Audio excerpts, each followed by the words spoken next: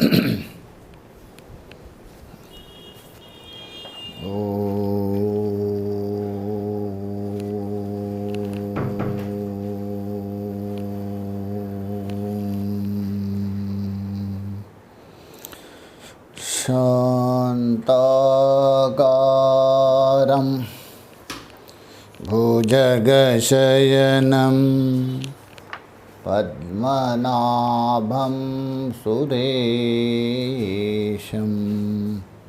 विश्वाधारं गगनसदृशं मेघवर्णं शुभांगं लक्ष्मीकान्तं कमलनयनं योगिभिर्ध्यानगम्यं वन्दे विष्णुं भवभयहरं सर्वलोकैकनाथम्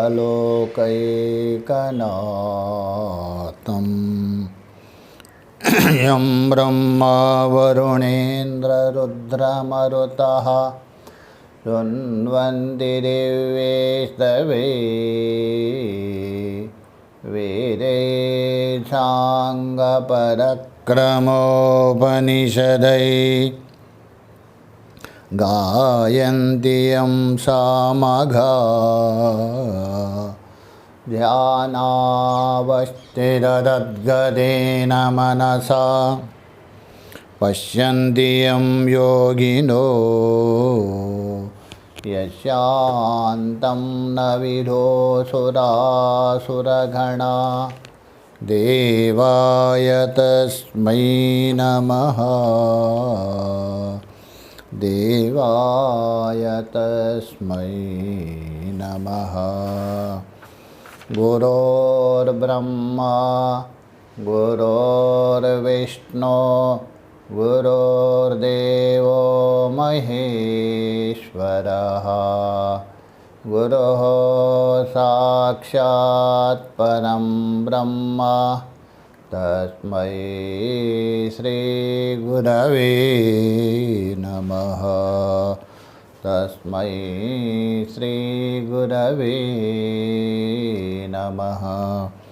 ॐ शान्ति शान्ति शान्तिः।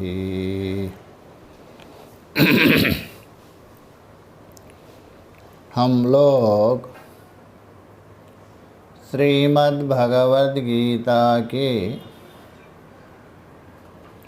18वें अध्याय को लेकर विचार कर रहे। तो यहाँ तक विचार हुआ था ज्ञान निष्ठा की योग्यता प्राप्ति रूप जो कर्म जनित सिद्धि कही गई है, उसका जो फलभूत ज्ञान निष्ठा जो नैष्कर्म्य सिद्धि, नैष्कर्म्य सिद्धि भी कही जानी चाहिए करके उसको भी 49वें श्लोक में बता दिया। उसके बाद और वो जो नैष्कर्म्य सिद्धि है, ज्ञाननिष्ठ है, किस प्रकार प्राप्त करते हैं उसका क्रम बतलाने के लिए 50वां श्लोक आ गया। और उसी 50वें श्लोक को लेकर हम विचार कर रहे थे।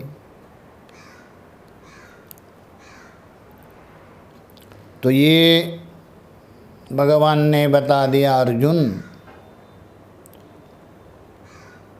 ये जो ज्ञान योग की पराकाष्ठा है, नैष्कर्म्य सिद्धि है, वो जो क्रम से प्राप्त होता है उस विषय में मैं बता रहा हूँ, सुन। वो भी संक्षेप से। भगवान भाष्यकार जी ने कहा क्या क्या सुनो, तो ब्रह्म ज्ञान की निष्ठा कैसी है वो भी सुनो। और जैसा कि आत्मज्ञान और वह कैसा है, ये सारे विषय में तुम सुनो। ये भाष्यकार जी भगवान ने बता दिया। बीच में पूर्व पक्षी ने आक्षेप किया, अरे सिद्धांति जी, तो ज्ञान होता है सविषय, अतः किसी ना किसी विषय को लेकर ही ज्ञान होता है, निर्विषयक ज्ञान तो होता ही नहीं। अच्छा ये बताओ, आत्मा ना तो विषय है, ना आत्मा में कोई आकार मानते हो आप। जो विषय नहीं है, जिसमें कोई आकार नहीं है, उसका ज्ञान कैसा होगा? तो आपने कैसा कहा आत्मज्ञान है, उसके विषय में सुनो करके।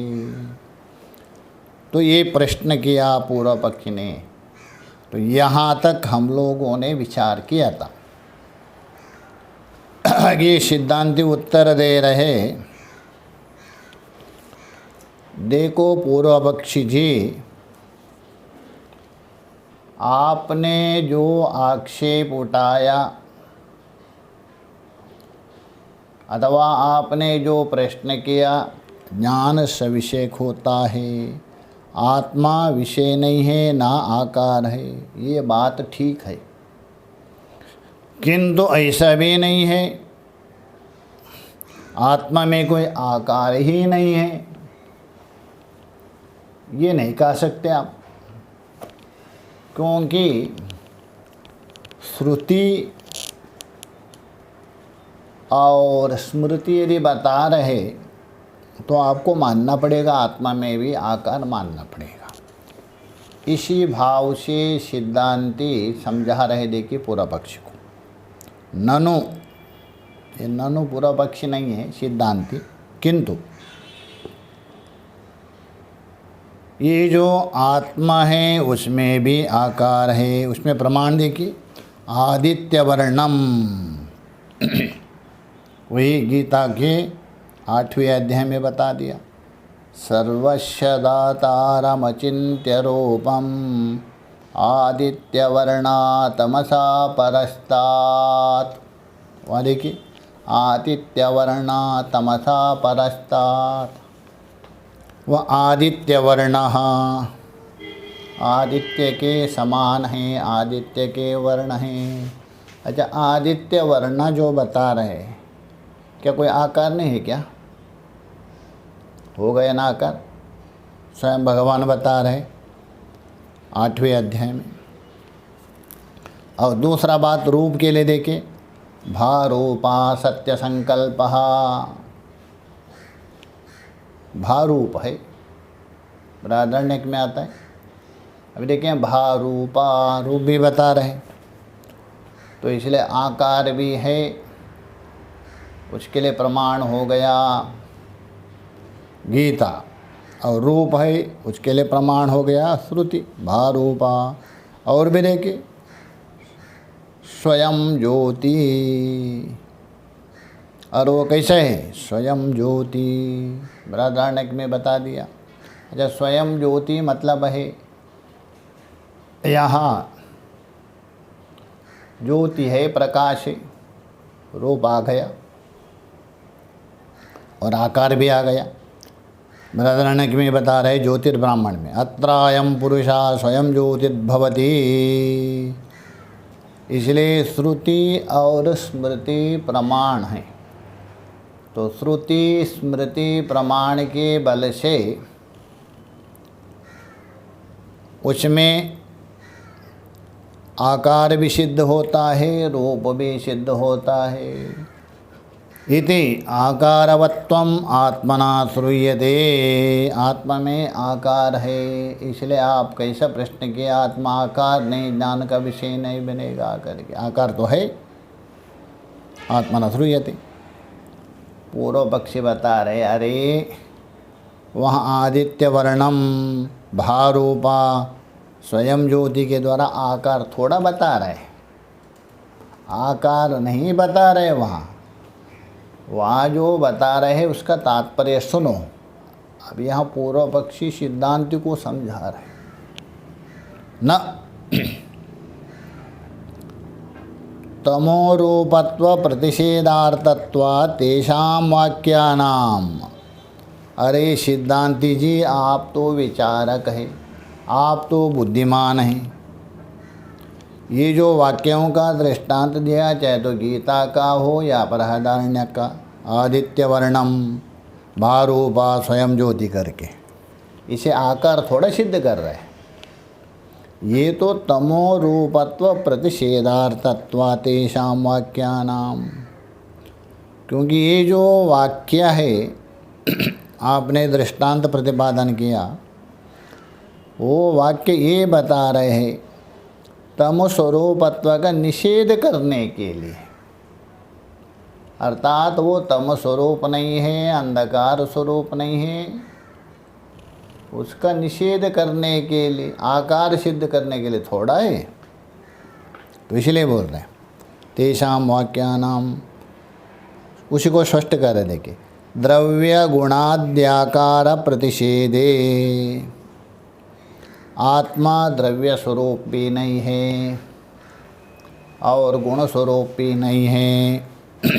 तो ये बोले द्रव्य गुणाद्याकार प्रतिषेधे, अर्थात आत्मा में द्रव्यत्व और गुणादि का आकार प्रतिषेध करने पर, कुत्रा आत्मना, तो क्या सिद्ध होता है? वो द्रव्य भी नहीं है, गुण भी नहीं है, तो आत्मा क्या तमो रूप होगा, अंधकार रूप होगा, ऐसा प्राप्त होता है। तो तमो रूपत्वे प्राप्ते तत्प्रतिषेधार्थानि, तभी श्रुति बता रहे अरे वो द्रव्य नहीं है, गुण भी नहीं है, इसका मतलब वो तमो रूप भी नहीं है, किंतु कैसा है? आदित्य वर्णम है, स्वयं ज्योति है, उसको बताने के लिए, न तो आकार बताने के लिए नहीं। इसलिए बोलो तमो रूपत्वे प्राप्ते तत्प्रतिषेधार्थानि, उसको निषेध करने के लिए, तमोरूपत्व का प्रतिषेध करने के लिए यहाँ है कौन? आदित्य वर्णम इत्यादि वाक्य है, न तो आकार बताने के लिए नहीं। अरूपम इति च विशेषतो रूप प्रतिषेधात्, और क्योंकि अरूपम आदि वाक्यों से विशेषता उसका रूप का प्रतिषेध किया गया है। अरूपम शब्द के द्वारा विशेषता उसका रूप का प्रतिषेध किया है, इसलिए आप भारूप के द्वारा आकार सिद्ध नहीं कर सकते, अन्यत्र वो अरूपम ऐसा आता है, रूप से रहित है, इसलिए विशेष रूप से वहाँ भारूप आदि का निषेध किया है, तो आकार नहीं मान सकते आप। अविशेषत्वाच्च, और अविशेषत्वः, अविशेषत्वाच्च मतलब सामान्य होने से, जो सामान्य है, तो इसलिए बोल रहे हैं अरूपत्व अदिति विशेषतो रूप प्रतिषेधात् अविशेषत्वाच्च, और वो अविशेष रूप से भी बता दिया है, सामान्य रूप से। क्या बता दिया? तो बता रहे, एक तो अरूपत्व आदि वाक्यों से रूप का प्रतिषेध किया है, और आगे जो बता रहे वाक्य है उसके द्वारा अविशेषत्व बोध किया है, सामान्यता। न सदृशे, अविशेषत्व मतलब उसमें कोई विशेषत्व नहीं है। न सदृशे तिष्ठति रूपमस्य न चक्षुषा पश्यति कश्चन एनम, श्वेता श्वेतर देखिए, इसका आत्मा का, उस ब्रह्म का रूप इंद्रियों के सामने नहीं ठहरता है, इंद्रिया विषय नहीं करते हैं, इंद्रियों का अविषय है, इसका मतलब आकार का निषेध हो गया। इसलिए बोल रहे हैं सदृशे तिष्ठति, सदृश्य मतलब सामने, अस्य रूपस्य न चक्षुषा पश्यति कश्चन एनम, कोई भी कितना भी बड़ा सिद्ध हो आंखों से इसको नहीं देख सकता है, क्यों? अशब्दम, असस्यम, अरूपम या अशब्द है, अस्पर्श इत्यादि वचनों से आत्मा किसी का विशेष विषय नहीं है। यही अविषयत्वात्। अविषय तो बोलते किसी का विषय नहीं, चक्षु का विषय नहीं है, वाग इंद्रिय का विषय नहीं है, मन का भी विषय नहीं है। अविषयत्वेन बता दिया है उपनिषद में। कौन सा? श्वेता श्वेतर उपनिषद में। और कठ उपनिषद में भी देखे, अशब्दम, अस्पर्शम, अरूपम करके ये कठ में बता दिया। तो ये दोनों श्रुतियों में आत्मा अविषयत्व अर्थात किसी इंद्रियों का, किसी प्रमाण का विषय नहीं बता दिया। ये तो आप मानते हैं ना सिद्धांति जी? यदि मानते हो श्रुतियों को तो आकार कैसे स्वीकार करते हो? आकार के बिना आत्मा का ज्ञान कैसा होगा? इसलिए ठीक नहीं है। पूर्वपक्षी बहुत बढ़िया समाधान कर रहे हैं यहाँ इत्यादि। तस्मात्, इसलिए अभी निचोड़ के बता रहे, पहले श्रुति प्रमाण देने के बाद निचोड़ के बता रहे। आत्माकारम ज्ञानमिति अनुपपन्नम। इसलिए सिद्धांति जी आपने पीछे कहा दिया था, ये सुनाऊंगा करके, ब्रह्मा ज्ञान की निष्ठा कैसी है वो सुनो, जैसे कि आत्मज्ञान है उसके विषय में सुनो। ये जो बताया था ये तो बिल्कुल ठीक नहीं है, बनेगा नहीं। तस्मात्, इसलिए आत्माकारम, आत्मा का आकार ही है ही नहीं, तो आकार ही नहीं है तो आत्माकार ज्ञान है, ये कैसा बनेगा? ये बोला आत्माकार ज्ञानमिति अनुपपन्नम। आत्मा है वैसा ये ज्ञान नहीं बन सकता है, युक्ति युक्त नहीं है, शास्त्र विरुद्ध है। कथम तर्हि आत्मनो ज्ञानम, तब फिर ये आत्मा का ज्ञान कैसा होता है? आत्मा का आकार ही है ही नहीं, आत्मा में कोई रूप नहीं है, तो आत्मा का ज्ञान कैसा होता है? पूरा पक्षी बोल रहे हैं, सर्वं हि यद विषयम ज्ञानम तत्तदाकारम भवति। एक नियम है, क्योंकि सभी ज्ञान, कोई भी ज्ञान हो, ज्ञान मात्र, तो क्योंकि सभी ज्ञान जिसको विषय करता है, इसलिए बोल रहे यद विषयम ज्ञानम। यद विषय बोल दो, घट विषय कहे, पट विषय कहे, मठ विषय, तो जिसको विषय करता उसी का ही आकार वाला होता है ज्ञान। कहने का मतलब ज्ञान जिसको विषय करेगा, ज्ञान हो गया विषय, और जाके जिसको आकार धारण कर रहा है वो हो रहा है विषय। तो इसका मतलब जिसको विषय करता है उसी का आकार वाला होता है। जैसा उदाहरण के लिए मोटे तरफ से जल जिसमें डालेंगे वैसा आकार धारण करता है। यदि लंबे पात्र में डालेंगे तो जल लंबा जैसा दिखेगा, गोल में डालेंगे तो जल गोल जैसा। वैसे ही ज्ञान जिस विषय को विषय करेगा, विषयाकार होगा, वैसे आकार वाला होता है। आत्मा में कोई आकार ही नहीं, तो आत्मा का ज्ञान कैसे बनेगा? तो ये बोल रहे यद विषय ज्ञानम तत्तदाकारम भवति। घट विषय ज्ञान यदि है वो घटाकार कारित हो जाएगा। निराकार च आत्मा इति उक्तम। अरे आपका सिद्धांत तो थोड़ा देखो, श्रुतियों को तो थोड़ा अनुसंधान करो। आत्मा तो आपका निराकार है, निर्गुण है, निरवयव है, निरंजन है, व्यापक है, आकार कहाँ है? तो ये बोल रहे आत्मा इति उक्तम। ज्ञानात्मनोचा, ज्ञान भी निराकार है, आत्मा भी निराकार है, ठन्नन ठन हो गया। ज्ञानात्मनोच उभयो निराकारत्वे,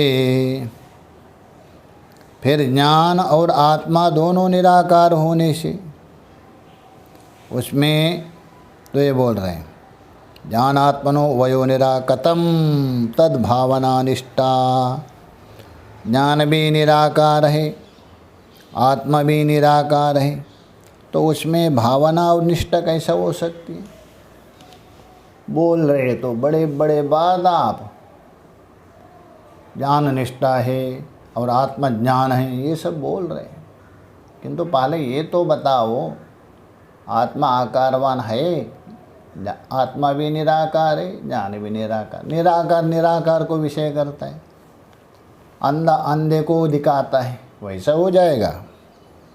तो ये बोले तद्वान तद्भावना निष्ठ इति, यहाँ तक पूर्व पक्षी ने, यहाँ तो पूर्व पक्षी थोड़ा विचारणीय है जैसा लगता है, ऐसा पूर्व पक्षी ने सटीक पूर्व पक्ष कर दिया, किंतु सिद्धांत बता रहे हैं ऐसी बात नहीं है।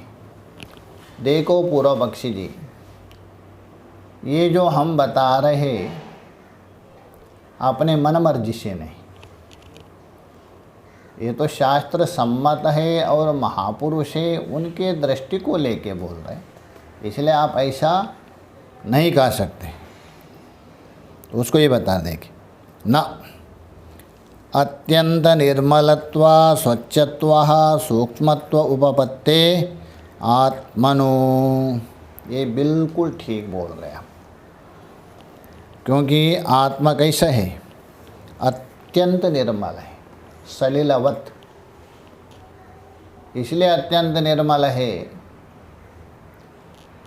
कोई भी दूषित होता है सावयवा पदार्थ जिसका संबंध हो किसी अन्य से, तभी दूषित होता है।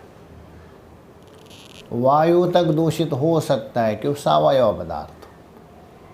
आकाश कभी दूषित नहीं, बोलते हैं आकाश मलिन है, आकाश दूषित हो रहे हैं, आकाश में ये हुआ है, आकाश में परत क्या क्या बोलते हैं, किंतु आकाश दूषित नहीं हो सकता है, निरवयव है। यदि आकाश ही दूषित नहीं है, आत्मा कहाँ से दूषित होगा। इसलिए आत्मा क्या है, अत्यंत निर्मलत्व है और बिल्कुल स्वच्छ है, वो बिल्कुल स्वच्छ है। इसलिए बोल रहे आत्मा स्वच्छत्वा निर्मलत्वा स्वच्छत्वा और सूक्ष्मत्वा, और सूक्ष्म है वो, क्योंकि जितना सूक्ष्म होते जाते रहेगा उतना ही क्या है, स्वच्छ होता है। जितनी उपाधि नहीं होती है, जितने उपाधि बढ़ेंगे उतना उतना ही स्थूल होता है, अस्वच्छ होता है। इसलिए सूक्ष्मत्व सिद्ध, ये बात बिल्कुल सत्य है, हम मानते हैं, श्रुति सम्मत। वैसा ही, कैसा, जिस प्रकार आत्मा बुद्धि छा, वैसा ही बुद्धि भी आत्मा के सदृश निर्मलत्वादि सूक्ष्मत्वादि सिद्ध है। बीच में पूर्व पक्षी शंका कर सकते हैं, अरे बुद्धि तो राग द्वेष आदि से युक्त है, बुद्धि तो दूषित है, इसलिए बोलते हैं कलुषित बुद्धि है, इसलिए बुद्धि को शुद्ध करो। तो बुद्धि को आप शुद्ध कैसा मानते, तो इसलिए भगवान भाष्यकार जी ने वहाँ कहा दिया है, ए न नाराधितो देवा, जिसने देवता की आराधना नहीं किया और गुरु की कृपा नहीं, और जिसका अंतःकरण शुद्ध नहीं है, उसको शांति सिद्ध नहीं होती। तो बुद्धि तो दूषित है। तो आप कैसे बता रहे आत्मा के समान बुद्धि भी निर्मल है, शुद्ध है करके, ऐसा पूर्व पक्षी यहाँ शंका कर सकते। तो सिद्धांती कहेंगे आप ठीक बता रहे, देखो बुद्धि दूषित भी है, बुद्धि शुद्ध भी है। मैत्रेयणी उपनिषद में कहा दिया, दो प्रकार का मन माना है, मनो ही द्विविधम प्रोक्तम शुद्धम च अशुद्धम च। एक होने पर भी उस मन को दो माना है, एक शुद्ध मन एक अशुद्ध मन। मनो ही द्विविधम प्रोक्तम शुद्धम अशुद्धम च। अशुद्धम काम संकल्पम शुद्धम कामः विवर्जितम। जो अशुद्ध मन है कामनादि से युक्त है, शुद्ध कामनादि रहित है। इससे सिद्ध होता है ये कामनादि है, राग द्वेष आदि आए हैं वे बुद्धि में, उससे रहित होने पर भी वो भी शुद्ध है। इसलिए कोई दोष नहीं है।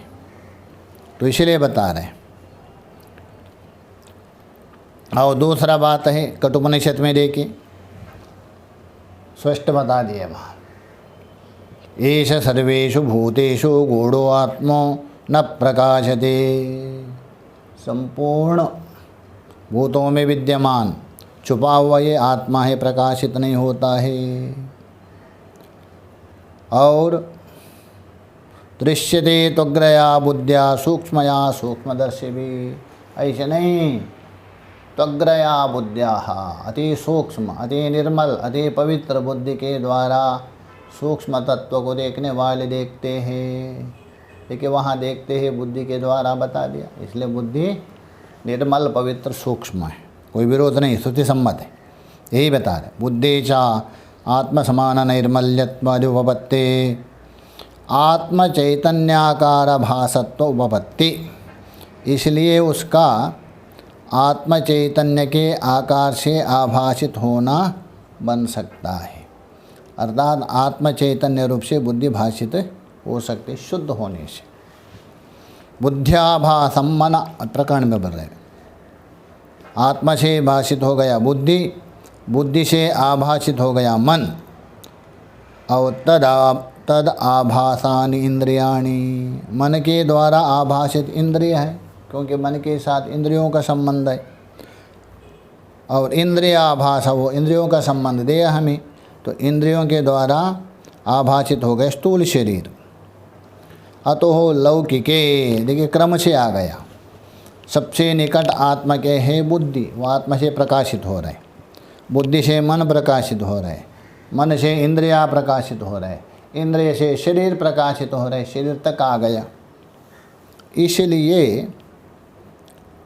इसलिए बोल रहे हैं अतो लौकिके, लौकिके बोल तो देहात्म बुद्धि वाले, जो प्राकृत लोग, देह मात्र एवं आत्मदृष्टि क्रियते, देह मात्र में ही आत्मदृष्टि करते हैं, क्योंकि इस प्रकार आत्मा परंपरा संबंध से शरीर में प्रतीति हो रहे चेतनवत। आत्मा ने बुद्धि को प्रकाशित किया, बुद्धि चेतनवत काम कर रहे, बुद्धि ने मन को प्रकाशित किया, मन भी चंचलादि चेतनवत व्यवहार कर रहे, और मन ने इंद्रियों को प्रकाशित किया, परंपराया उसी आत्मा ने, तो चेतनवत, और इंद्रियों के द्वारा शरीर चल रहे फिर रहे, चेतनवत भान हो रहे, इसलिए आत्मा मान ले। वास्तव में जो मूल प्रकाश है आत्मा, ये भूल गए व्यक्ति, इसलिए अज्ञानी लोग मानते हैं, यही बता रहे। लौकिके देह मात्र एवं आत्मदृष्टि क्रियते, देह में आत्मदृष्टि करते। देह चैतन्यवादिनः, देहात्मवादी, अतः चार वाक, देह को आत्मा मानने वाले देहात्मवादिना। लोकायतिका, देहात्मवादी है, लोकायतिका मतलब चार्वकादि। चैतन्य विशिष्ट काया, चेतन विशिष्ट ही शरीर है आत्मा, आत्मा कोई अलग नहीं है। अर्थात ये चार भूत मानते, पृथ्वी जल तेज वायु, आकाश को नहीं मानते वो।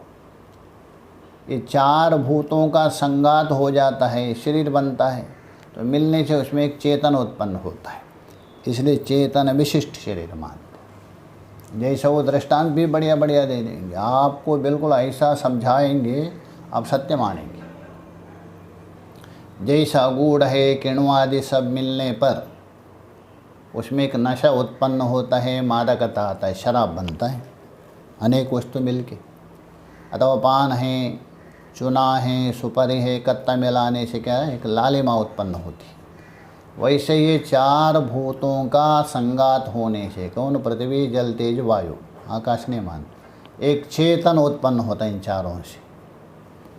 ऐसे जो चेतन विशिष्ट शरीर ही आत्मा मानते हैं, ये बोले। लोकायत का चैतन्य विशिष्ट काया पुरुष इति आहु, चैतन्य विशिष्ट शरीर आत्मा है और वही पुरुष है, ऐसा कहते। तथा अन्य और कुछ है उनके भाई मिले जुले उनसे, इंद्रिय चैतन्यवादिना, वो कहते अरे शरीर चैतन्य कैसा होगा, तो जड़ है, इसलिए इंद्रियों को चेतन मानो, तो इंद्रियों को चेतन कहने वाले उनको आत्मा मानते। तो इंद्रिय चैतन्यवादिना, अन्य और कुछ मनश्चैतन्यवादिना, और उससे भी थोड़ा आगे जाके बोलते नहीं नहीं नहीं, इंद्रिय नहीं, सारे इंद्रियों को नियमन करने वाला है मन। तो मन को ही कोई मानते हैं। अन्य बुद्धि चैतन्यवादिना, कुछ लोग नहीं नहीं नहीं, बुद्धि चैतन्य है, शरीर चैतन्य है, इंद्रिया चैतन्य है, मन चैतन्य है, बुद्धि चैतन्य है, अपने अपने मर्जी से मानते, जैसा आ गया वैसा। तथापि अंतरः व्यक्तम अव्याकृताख्यम अविद्यावस्थम आत्मत्वेन प्रतिपन्न केचिद बता। और भी कुछ लोग, बहुत कितने ही लोग क्या करते हैं, तो बता रहे बुद्धि के भीतर, जो बुद्धि है उसके अंतर, तो ये बोल रहे हैं अंतर अव्यक्तम, किसके, बुद्धि के भीतर, अंतर व्यक्तम बोल तो बुद्धि के भीतर, व्यक्त अर्थात व्याप्त, अव्याकृताख्यम जो अव्याकृत संज्ञक, अविद्यावस्थ चिदाभास को आत्मरूप मानते हैं। कहने का मतलब बुद्धि के जो भीतर है, बुद्धि के अंदर है, जो व्यक्त है अर्थात व्याप्त, अव्यक्त है, ऐसा अव्याकृत संज्ञक जो चिदाभास है, उसी को ही आत्मरूप से समझते हैं कुछ लोग विचारक। इस प्रकार अनेक मतांतर है। सर्वत्र ही बुद्ध्यादि देहांते आत्मचैतन्य भासता आत्मभ्रांति कारणमिति। इसलिए सभी जगह बुद्धि से लेकर शरीर पर्यंत सभी जगह आत्म चैतन्य का आभास ही उनमें आत्मा की भ्रांति का कारण है। बुद्धि से प्रारंभ हुआ शरीर पर्यंत, शरीर तक आत्मा का चैतन्य धीरे धीरे आभास हो रहे, इसलिए वो लोगों ने उसी को ही भ्रांति से आत्मा मान लिया। और जो श्रुति जो आ रहे हैं उनको भी प्रमाणित भी देते, वो यत्र कुत्र जो श्रुति आई है, श्रुति का तात्पर्य कोई अलग है किंतु उसको प्रमाणित करते हैं। तो सबसे पहले आया है, भगवान भाष्यकार जी ने अन्यत्र बताया, पुत्र को आत्मा मानते, क्योंकि पुत्र में जो आत्मा का भान होते, पुत्रात्मवाद, और उसके लिए प्रमाण भी देते श्रुति, आत्मा वही पुत्र नामाशी, आत्मा ही पुत्र नामाशी, श्रुति प्रमाण देते। दूसरे का नहीं नहीं नहीं, पुत्र नहीं है, देहात्मवाद है, ये तो तैतरीय में स्पष्ट है। एषः पुरुषः अन्न रसमयः, ये अन्न रसमय अन्न से बना हुआ पुरुष है, तो देहात्मवादी हो गए, श्रुति भी प्रमाण देते हैं। और उसके बाद आगे कुछ लोग बोलते हैं नहीं नहीं, इंद्रिय आत्मवाद है। छांदोग्य में देखे, प्राणः प्रजापति पितरम इत्योचो, प्राण है, प्रजापति के बाद जाके ऐसा कहा, प्राण गया मतलब इंद्रिया, इंद्रिय आत्मा है, प्रमाण भी देते श्रुति। और कुछ लोग कहते नहीं नहीं, इंद्रिय आत्मावाद नहीं, प्राणात्मवाद है, जो प्राणमय है वही आत्मा है। अन्यो अंतरात्मा प्राणमय, तैतरीय में। कुछ लोग कहते नहीं नहीं, मन ही आत्मा है, मनात्मवाद, वहीं देखिए अन्यो अंतरात्मा मनोमया। कुछ लोग कहते नहीं, विज्ञान आत्मा है, अन्यो अंतरात्मा विज्ञानमया, सारा तैतरीय में। कुछ लोग कहते नहीं नहीं, अज्ञानी आत्मा है, अविद्या ही आत्मा है और कोई आत्मा नहीं है, उसके लिए प्रमाण देते। अन्यो अंतरात्मा आनंदमय, आनंदमय मतलब वही कौन, सुषुप्ति में अविद्या। और कुछ लोग जो है ज्ञान अज्ञान मानते हैं, ज्ञान स्वरूप भी और अज्ञान स्वरूप भी मानते हैं। जैसा प्रभाकर आदि है वो अज्ञान स्वरूप मानते हैं, कुमारिल भट्ट है ज्ञान और अज्ञान मानते हैं, जड़ और अजड़ भी मानते हैं। तर्क भी देते, सुखम अहम अश्वाप्सम न किंचित अविदिश्यम, सुखम अहम अश्वाप्सम ये ज्ञान हो गया, न किंचित अविदिश्यम ये अज्ञान हो गया। इसलिए आत्मा जड़ भी है, चेतन भी है, ज्ञान भी है, अज्ञान मानते हैं। और है ही सबसे बड़े शून्यवादी, कुछ क्षणिक विज्ञानवादी, इस प्रकार भिन्न भिन्न भिन्न भिन्न आत्मा को मान रहे। ये भगवान भाष्यकार यहाँ संकेत कर रहे हैं। सर्वत्र ही बुद्धियादि देहांते, सभी जगह में बुद्धि से लेकर शरीर पर्यंत आत्म चैतन्य का आभास ही उनमें आत्मा की भ्रांति का कारण है आभास आत्मा से हो रहा है। मुझे कोई आत्मा मान लिया, जैसा कोई व्यक्ति मणि से निकलने वाला प्रकाश को यदि मणि मान के बैठ गया, क्या होगा? वो भ्रांति नहीं है क्या? वैसा ही तो ये बोल रहे भ्रांति कारणम अतः आत्म विषयम ज्ञानम न विदातव्यम। इसलिए हे पूर्व पक्षी, ये जो सिद्ध हुआ आत्म विषय ज्ञान विधेय नहीं है, विधि का विषय नहीं है। क्योंकि दो होता है, एक विधि तंत्र होता है, कोई एक वस्तु तंत्र होता है। विधि तंत्र मतलब ये पुरुष तंत्र है, जो विधान किया जाता है शास्त्र में पुरुष तंत्र है। विधि तंत्र कहो, पुरुष तंत्र कहो। पुरुष तंत्र का मतलब कर्तुम अकर्तुम अन्यथा कर्तुम, आप कर भी सकते, नहीं भी कर सकते, कुछ भी कर सकते, वो विधि का विषय है। एक होता है वस्तु तंत्र, वस्तु के अधीन है, आपके अधीन नहीं है। इसलिए ज्ञान है, आत्मा है, वस्तु तंत्र है। जैसा दीपक को जलाना नहीं जलाना, ये आपके अधीन है। दीपक जलाने के बाद अंधकार ना हटे, ये आपके अधीन नहीं है, ये आपके अधीन नहीं। और घट को देखना नहीं देखना, आंख बंद करना, मुंह मोड़ना आपके अधीन है। घट को देखने के बाद आंख खोल करके ज्ञान ना हो, ये आपके अधीन है, क्योंकि वस्तु तंत्र है। इसलिए यहाँ बता रहे आत्म विषय ज्ञानम न विदातव्यम। आत्म विषय ज्ञान विधेय नहीं होता है, विधि का विषय नहीं है वो, क्योंकि वस्तु तंत्र है। किम तररी, तो पूछ रहे तो क्या विधेय है? आत्म विषय ज्ञान विधेय यदि नहीं है तो आपने क्या बताया पीछे? आत्मज्ञान बताऊंगा करके। विधेय क्या है? तो बोले नाम रूपादि अनात्म अध्यारोपण निवृत्ति एव कार्य न आत्म चैतन्य विज्ञानम अविद्याद्यारोपिता सर्वपदार्थाकारे एव विशिष्टतया गृह्यमाणत्वात्।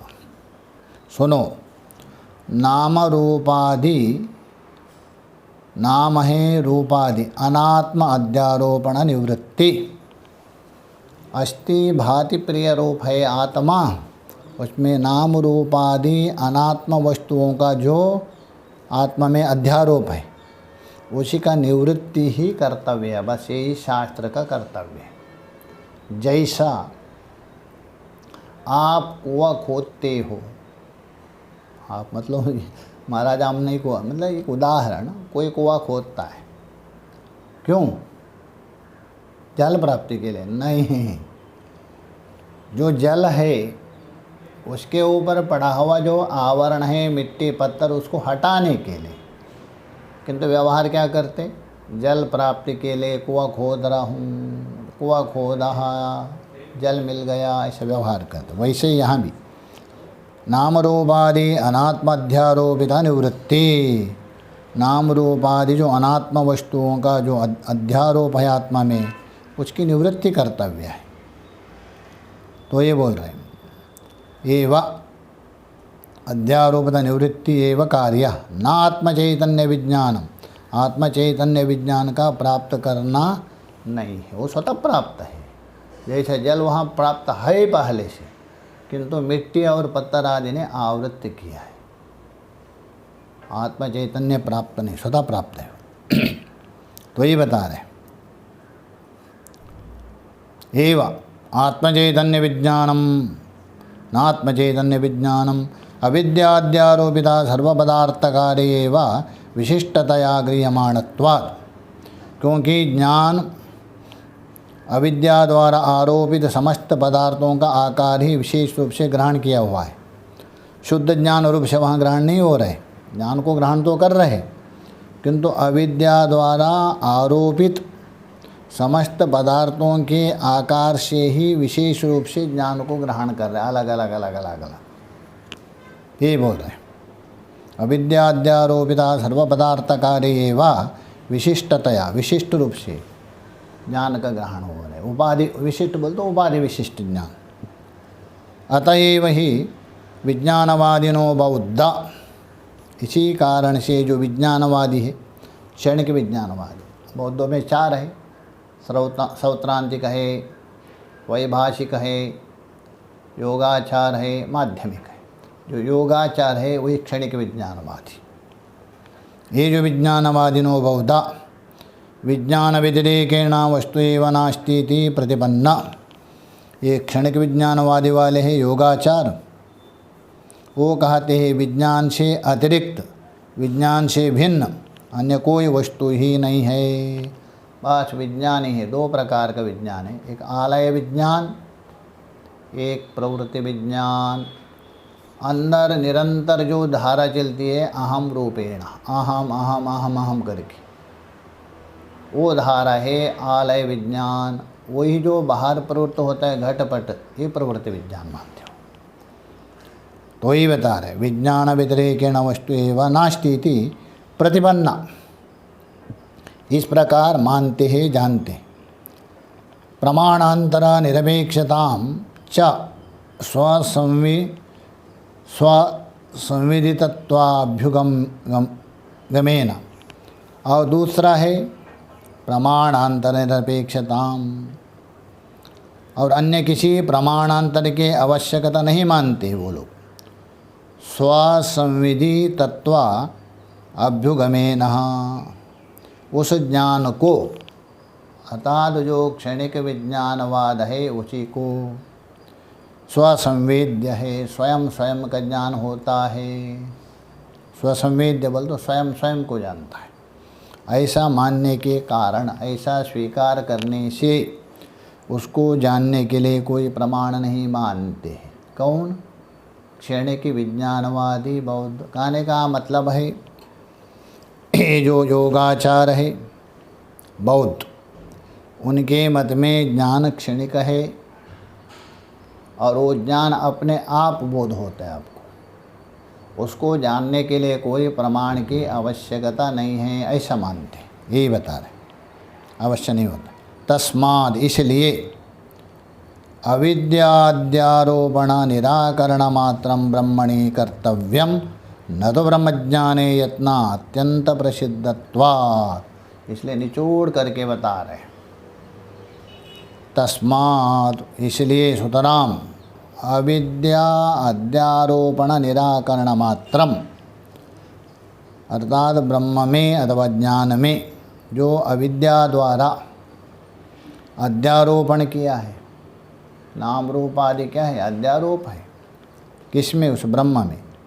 उस ब्रह्म में जो अविद्या द्वारा अध्यारोपण किया गया है, आरोपित किया गया, थोपा है, उसका निराकरण मात्र करना है। बस उसको हटा दे दो, जो बच गया वही ज्ञान है। इसलिए ज्ञान कोई विधान नहीं है, ये बता रहे हैं। अविद्याध्यारोपण निराकरण मात्रेण ब्रह्मणे कर्तव्यम, बस यही निराकरण करना, न तो ज्ञान का बोध नहीं करवाना। बोध स्वरूप है, उसको क्या बोध करेंगे? न तो ब्रह्मज्ञाने यत्न अत्यंतः प्रसिद्धत्वात्, ब्रह्मज्ञान के लिए प्रयत्न कर्तव्य नहीं, क्योंकि वो प्रयत्न का विषय नहीं है। नहीं अकृताकृतेन, कार्य के द्वारा जो अकृत है, स्वतः सिद्ध है, संभव नहीं है। प्रयत्न के द्वारा, साधन के द्वारा जो भी आप प्राप्त करेंगे वो साध्य होगा। जो साध्य है वो परिचिन्न होता है, जो परिचिन्न है वो विनाश्य है, नाशवान होगा। इसलिए आत्मा हो, मोक्ष हो, साध्य नहीं है। तो सारा जो प्रयत्न है शास्त्र और महापुरुष आपको बता रहे, जो अपना स्वरूप स्वतः सिद्ध है, आपको अनुभव नहीं हो रहे, उसका कारण है उसके ऊपर अध्यारोपित वस्तु है, अविद्या और अविद्या का कार्य। जैसा छांदोग्य में कहा दिया, यथा हिरण्य निधि, कोई गरीब व्यक्ति है, भोजन करने के लिए भी ठीक से उसको कुछ नहीं मिलता है,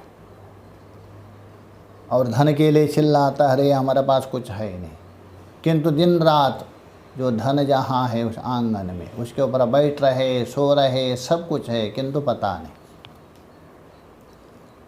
और किसी महापुरुष ने अथवा ज्योतिष ने बता दिया, आपके पास वहाँ इस आंगन में खूब खजाना है, इतने कहने से वो धन नहीं मिलेगा, मिट्टी हटा दीजिए, खोद दीजिए, मिल जाएगा। वैसा ही यहाँ हमारे अंदर जो खजाना पड़ा है, स्वयं ज्ञान रूप आत्मा रूप, अनुभव इसलिए नहीं होता है, उसके ऊपर अविद्या और अविद्या का कार्य रूप मिट्टी पड़ी है, उसको हटाने के लिए शास्त्र और गुरु आपको साधन दे रहे, फावड़ा हो, जो भी बिल चाहे, इसके लिए हम बता रहे। देखिए स्पष्ट, ब्रह्मज्ञानी यत्नः अत्यंत प्रसिद्धत्वा न, ब्रह्मज्ञान के लिए प्रयत्न कर्तव्य नहीं है, क्योंकि ब्रह्म जो अत्यंत प्रसिद्ध है, स्वतः सिद्ध है, वो प्रयत्न का विषय नहीं है, ये सिद्ध हो गया। अतः यहाँ ज्ञान प्राप्ति का मतलब ये नहीं, ज्ञान को प्राप्ति का मतलब, ज्ञान का विधान मतलब अज्ञान निवृत्ति ही प्राप्ति है। यहाँ प्राप्तस्य प्राप्ति दो प्रकार की होती है, एक अप्राप्ति की प्राप्ति, एक प्राप्ति की प्राप्ति, एक निवृत्ति की निवृत्ति, एक अनिवृत्ति की निवृत्ति। जैसा आपके पास कोई अभाव है, वस्तु नहीं है, उसके बाद आप प्रयत्न करके उसको प्राप्त करते हैं, वो अप्राप्त की प्राप्ति, मतलब अभाव को निवारण करना। आपके पास किसी वस्तु का अभाव है, उसको निवारण करना, हटाना, ये अप्राप्ति की प्राप्ति। और जो वस्तु आपके पास है, अज्ञान के कारण अप्राप्त जैसा हो रहे, उस अज्ञान को हटाने पर जो आपको प्राप्त प्राप्ति, निचोड़ करके ये अर्थ है, अभाव की निवृत्ति है अप्राप्ति की प्राप्ति, अज्ञान की निवृत्ति है प्राप्तस्य प्राप्ति। इसलिए यहाँ ज्ञान कोई प्राप्त नहीं कर सकते, स्वतः प्राप्त है। उस अज्ञान और कार्य को हटाना, इसको लेके बोल रहे ज्ञान की प्राप्ति बता दिया। इसलिए चिंता मत करो पूर्व पक्षी, हमारा सिद्धांत ठीक से सुनो, आगे का विचार सुनना हो आगे बताएंगे, कल विचार करें। ओम पूर्णमदः पूर्णमिदं पूर्णात् पूर्णमुदच्यते पूर्णस्य पूर्णमादाय पूर्णमेवावशिष्यते। ओम शांति शांति शांतिः। शंकरं शंकराचार्यं केशवं बादरायणं सूत्रभाष्यकृतो वन्दे भगवन्तौ पुनः पुनः। ईश्वरो गुरुरात्मेति मूर्तिभेदविभागिने व्योमवद्व्याप्तदेहाय दक्षिणामूर्तये नमः। ओम शांति शांति शांति।